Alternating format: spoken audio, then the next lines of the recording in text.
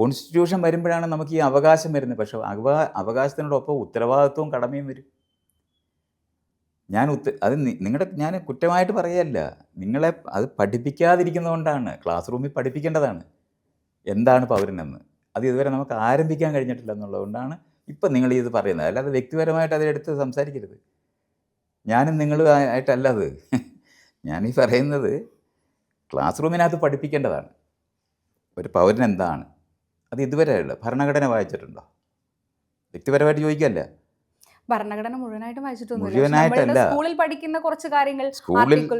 സ്കൂളിൽ ഭരണഘടന വായിക്കുക എന്ന് പറയുന്നത് ഇതുവരെ ആരംഭിച്ചിട്ടില്ലാത്ത രാജ്യമായത്. അത് നിങ്ങളുടെ കുറ്റമായിട്ട് ഞാൻ നിങ്ങളെ പറഞ്ഞു കഴിഞ്ഞാൽ കുഴപ്പമല്ലേ? അംഗീകരിക്കാം. പക്ഷേ അതിൽ ചില ഭാഗങ്ങളിൽ അതാ പറഞ്ഞ അതിനകത്ത് ആകെ ഒരു വരി അവിടുത്തെ മോർണിംഗ് പ്രയറിനകത്ത് പറയും ഞങ്ങളെല്ലാം ഇന്ത്യക്കാരാണ്, സഹോദരന്മാരാണെന്ന്. അല്ലാതെ ഭരണഘടന വായിക്കുന്നില്ല. സർവ്വമത വായിക്കുന്നില്ല. പക്ഷേ അവിടെ പ്രാർത്ഥന ചെയ്യത്തില്ലേ സ്കൂളിൽ? അതോടെ കഴിഞ്ഞില്ലേ? അങ്ങനെയല്ല, അത് കഴിഞ്ഞു. അതുകൊണ്ടാണ് അതായത് നിങ്ങളുടെ പേപ്പറിൽ +1 ഞാൻ ഹ്യൂമാനിറ്റീസ് ആണ്. അതുകൊണ്ടാണ് ഞാനത് പറഞ്ഞത്. പേപ്പറിൽ നമുക്ക് ഭരണഘടനയെക്കുറിച്ച് പലതും പഠിക്കാനുണ്ടായിട്ടുണ്ട്. അവിടെ പഠിക്കുന്ന പരീക്ഷയ്ക്ക് മാർക്ക് മേടിക്കാൻ പഠിക്കുന്ന കാര്യമാണ് നിങ്ങൾ പറയുന്നത്. അതല്ല ഭരണഘടന. നിങ്ങൾക്ക് 1000 വിഷയമുണ്ട്. അതിനകത്തൊക്കെ നിങ്ങൾ പരീക്ഷയ്ക്ക് വരുന്ന ചോദ്യങ്ങൾക്ക് ഉത്തരം പഠിക്കുക എന്ന് പറയുന്നതാണ് നമ്മൾ ചെയ്യുന്നത്. ഇതൊന്നുമല്ല വിഷയം പഠിക്കുക എന്ന് പറയുന്നത്. പരീക്ഷ എഴുതി ജയിക്കുന്നതിന് നിങ്ങൾക്ക് ചില സിലബസിനകത്ത് ചില പാർട്ടുകൾ പറയും. അത് നിങ്ങൾ അത് പഠിച്ചില്ലെന്ന് വെച്ചാൽ വേറെ ചോദ്യങ്ങൾക്ക് ഉത്തരം എഴുതി നിങ്ങൾ ജയിക്കും. അത്രേ ആവശ്യമുള്ളൂ. അതല്ല ഭരണഘടന പഠിക്കുക എന്ന് പറഞ്ഞാൽ. ഇത് ഭയങ്കര വ്യത്യാസമാണ്. അതുകൊണ്ടാണ് ഞാനത് പറയുന്നത്. ഭരണഘടന ഇതുവരെ വായിച്ചിട്ടില്ലാത്ത സ്കൂളുകളിലാണ് നിങ്ങളെല്ലാം പഠിച്ചത്, ഞാനും പഠിച്ചത്. ഞാനത് മെനക്കെട്ട് പഠിച്ചത് കൊണ്ടാണ് ഞാൻ എന്താണ് ഈ വ്യത്യാസം എന്ന് പറയുന്നത്. ഇത്രയും വ്യത്യാസമുള്ളൂ നമ്മൾ തമ്മിൽ. പക്ഷേ ഒരു 50 കൊല്ലം കഴിഞ്ഞ് ജനിച്ച ഒരാൾ ഇതുവരെക്കും അതുവരെ ചെയ്തിട്ടില്ല എന്നുള്ളതാണ് നമ്മുടെ പ്രശ്നം. ഞാനാണെങ്കിൽ ഭരണഘടന ഉണ്ടായിട്ട് 2 വർഷം കഴിഞ്ഞപ്പോഴാണ് ജനിച്ചത്. അതുകൊണ്ട് ഞാൻ പഠിച്ചില്ല എന്ന് പറയുന്നത് അവർ ആരംഭിച്ചില്ലെന്ന് വിചാരിക്കാനൊക്കെ. നിങ്ങളുടെ കാര്യത്തിന് അങ്ങനെ അല്ലല്ലോ. നിങ്ങളുടെ കാലം എത്തുമ്പോഴത്തേനും ഭരണഘടന പഠിപ്പിക്കേണ്ടതാണ്. നമുക്ക് മാക്സിമം വന്നിട്ടുള്ളത് എന്താണ്? പല മത ദൈവങ്ങളെ പ്രാർത്ഥിച്ചുകൊണ്ടിരുന്നവരെ എല്ലാവരും കൂടെ ഒരു ദൈവം എന്ന് പറയുന്ന കാര്യത്തിൽ പേരൊന്നും ഇല്ലാത്തൊരു ദൈവത്തിനെ പറ്റിയൊക്കെ പാടുന്ന പാട്ട് വരെ നമ്മൾ എത്തിയിട്ടുള്ളൂ. ഇതുവരെ ഭരണഘടന വായിക്കുകയും പഠിക്കുകയോ നിങ്ങളുടെ ഉത്തരവാദിത്തങ്ങൾ ഒരു പൗരനെന്നുള്ള നിലവാരത്തിൽ നിങ്ങൾക്ക് വരുന്ന ഉത്തരവാദിത്തങ്ങൾ എന്താണെന്ന് നിങ്ങളെ പഠിപ്പിച്ചിട്ടില്ല. അത് നിങ്ങളുടെ കുറ്റമായി മാറിക്കൂടാ എന്നുള്ളത് കൊണ്ടാണ് അങ്ങനെ പറയാത്തത്.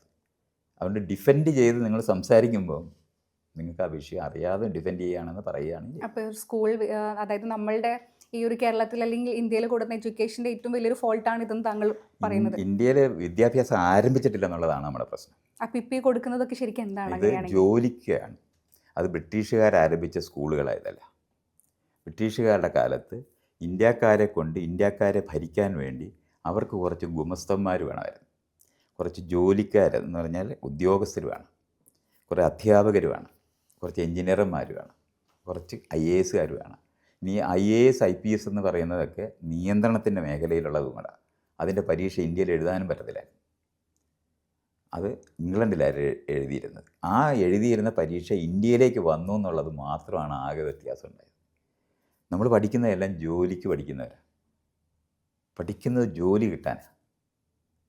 ലോകത്തിനെപ്പറ്റി അറിയാനോ സ്വന്തമായി എന്താണ് ചെയ്യണമെന്ന് അറിയാനോ കഴിയുകയില്ല. നിങ്ങൾ 22 വയസ്സ് വരെയെങ്കിലും പഠിക്കുന്നുണ്ടാവും. ഇനി എക്സ്ട്രാ വല്ല PhD കൂടെ എടുക്കുകയാണെങ്കിൽ 25 വയസ്സ് വരെ പഠിക്കുന്നുണ്ടാവും. 25 വർഷം പഠിച്ചതിന് ശേഷം നിങ്ങൾക്ക് തന്നെത്താൻ എന്ത് ചെയ്യണമെന്ന് അറിഞ്ഞുകൂടാത്തവരായിപ്പോൾ. ആരെങ്കിലും വിളിച്ച് ജോലി തരുന്നത് വരെ നിങ്ങൾ കാത്തിരിക്കും. തൊഴിലില്ലാത്ത പടയിലിരിക്കും. എല്ലാവരും അല്ലാത്തവർ സ്കൂൾ വിട്ടവരാ.